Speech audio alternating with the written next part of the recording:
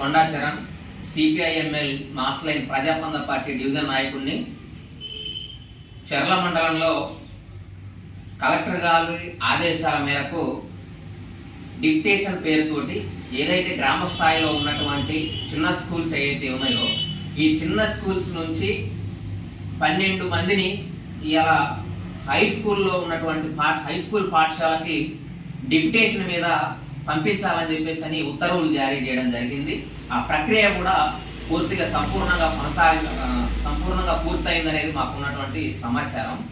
ఈ సందర్భంగా కలెక్టర్ గారికి మేము ఒక విన్నపం చేయదలుచుకున్నాం.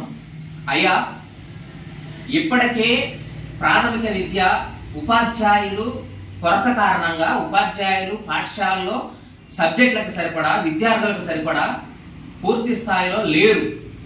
దాని కారణంగా రోజు రోజుకి సంవత్సరానికి విద్యార్థుల యొక్క సంఖ్య చాలా గణనీయంగా కిందకు పడిపోతా ఉంది. విద్యార్థులు ఇలా పూర్తి స్థాయిలో ప్రభుత్వ బడికి రానటువంటి పరిస్థితి నెలకొన్నది. ఎందుకు అని అంటే ప్రతి సబ్జెక్టుకి ఉపాధ్యాయులు లేకపోవడం, సరిపడా ఉపాధ్యాయులు లేకపోవడం అనేది ప్రధానమైనటువంటి కారణంగా ఉంది. ఇలా ఏజెన్సీ ప్రాంతమైనటువంటి మా భద్రాచలంలో చెర్ల దుమ్ముగూడెం పరిస్థితి కూడా ఇదే రకమైనటువంటి పరిస్థితి ఉంది. దీని కారణంగానే ఇలా ప్రభుత్వ విద్యకి విద్యార్థులు దూరం అవుతా ఉన్నారు. ఇట్లాంటి పరిస్థితుల్లో ఇలా అరకొరగా ప్రాథమిక పాఠశాలల్లో అరకొరగానే ఉపాధ్యాయుల నియామకాలు ఉన్నాయి. ఆ అరకొర ఉన్నటువంటి ఉపాధ్యాయులను కూడా ఇలా ఏరి ప్రాథమిక పాఠశాల నుండి తీసి డిక్టేషన్ పేరుతోటి మీరు ప్రభుత్వ హై స్కూల్లోకి పంపిస్తా ఉన్నారు. ఇది ఏ రకమైన న్యాయం అని చెప్పేసి మేము అడుగుతా ఉన్నాం. ఇలా చిన్నబడిలో ఉన్నటువంటి విద్యార్థులకి అన్యాయం చేసి పెద్దబడిలో ఉన్నటువంటి విద్యార్థులకు న్యాయం చేస్తామంటే ఇది సరైన పద్ధతి కాదు అని చెప్పేసి మేము తెలియజేస్తా ఉన్నాం. 10వ తరగతి విద్యార్థికి హై స్కూల్ విద్యార్థులకి విద్య అవసరం లేదా, వాళ్ళకి విద్య ఉపాధ్యాయులు వద్దా అంటే ఖచ్చితంగా కావాలని మేము చెప్తాం. కానీ ఒక విద్యార్థినికి అన్యాయం చేసి ఇంకో విద్యార్థికి మంచి చేస్తాం అనేది సరైన పద్ధతి కాదు అని చెప్పేసి ఈ సందర్భంగా మేము తెలియజేస్తా ఉన్నాం. ఖచ్చితంగా ఇలా ప్రాథమిక పాఠశాలలో ఉన్న ఉపాధ్యాయులను తీసి అటు వేస్తే మరి అక్కడ ఉన్నటువంటి విద్యార్థులు చదువు ఏం కావాలా, వాళ్ళకి చదువు ఎవరు చెప్పాలా అంటే వాడు చదువుకోకపోయినా పర్లేదనేది మీ ఉద్దేశం అని కూడా ఈ సందర్భంగా మేము ప్రశ్నిస్తా ఉన్నాం.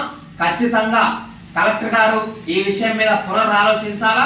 ఖచ్చితంగా ప్రాథమిక పాఠశాలలో అది యూపీఎస్ గాని అప్పర్ ప్రైమరీ స్కూల్ గాని 1 నుంచి 5, 7, 8 తరగతులు ఉన్నటువంటి పాఠశాలలో ఖచ్చితంగా మీరు ఏదైతే ఉపాధ్యాయుల్ని 10వ తరగతికి డిక్టేషన్ పంపించారో ఆ స్థానంలో ఖచ్చితంగా మిగిలిన ఎవరైతే తీసుకెళ్లారో వారిని రిక్రూట్ చేయాలి. ఖచ్చితంగా అట్లా రైతులైతే న్యాయం అయిద్దని చెప్పేసి ఈ సందర్భంగా మేము చేస్తా ఉన్నాం.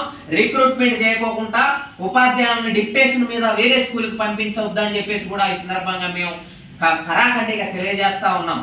కాబట్టి ఇప్పటికైనా ఖచ్చితంగా ఖాళీగా ఉన్నటువంటి ఉపాధ్యాయ పోస్టులను భర్తీ చేయాలని చెప్పేసి ఏదైతే చిన్న పాఠశాల నుంచి హై స్కూల్ కి డిక్టేషన్ పంపించినటువంటి ఉపాధ్యాయుల్ని వెనక్కి రప్పించాలని, లేదా వాళ్ళ స్థానంలో ఖచ్చితంగా మరొక ఉపాధ్యాయుల్ని రిక్రూట్మెంట్ చేయాలని చెప్పేసి ప్రాథమిక విద్యారంగాన్ని కాపాడాలని, నాశనం చేయొద్దని ఈ సందర్భంగా మేము తెలియజేస్తా ఉన్నాం. ఇదే పద్ధతిగా కొనసాగితే భవిష్యత్తులో కింద స్థాయిలో ఉన్నటువంటి గ్రామ స్థాయిలో ఉన్నటువంటి బడి ఒకప్పుడు ఉండేదని చెప్పేసి మనం చెప్పుకోవాల్సినటువంటి పరిస్థితి ఏర్పడుతుందని చెప్పేసి అట్లాంటి పరిస్థితి రానియొద్దని చెప్పేసి మేము కోరుకుంటా ఉన్నాం. ఖచ్చితంగా గ్రామ స్థాయిలో ఉన్నటువంటి ప్రాథమిక పాఠశాలను కాపాడాలా, ప్రాథమిక విద్యారంగాన్ని కాపాడాలా, అక్కడ చదువుతున్నటువంటి పేద విద్యార్థులకు నాణ్యమైన విద్యను అందించాలా, అక్కడ కావాల్సినటువంటి ఉపాధ్యాయులను అందరినీ కూడా అక్కడ నియమించాలని ఈ సందర్భంగా మేము డిమాండ్ చేస్తా ఉన్నాం.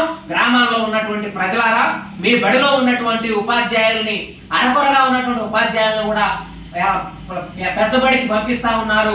మీకు కావాల్సినటువంటి ఉపాధ్యాయుల్ని ఖచ్చితంగా నియమించాలని, ఉన్న ఉపాధ్యాయుల్ని ఎక్కడికి పోనివద్దని చెప్పేసి మీరు ఆ రకంగా ప్రభుత్వాన్ని ఒత్తిడి చేయాలని, అధికారులను ఒత్తిడి చేయాలని, మన పిల్లలకు నాణ్యమైన విద్యని సంపాదించుకోసం మీ వంతు కృషి చేయాలని కూడా ఈ సందర్భంగా మేము పిలుపునిస్తా ఉన్నాం.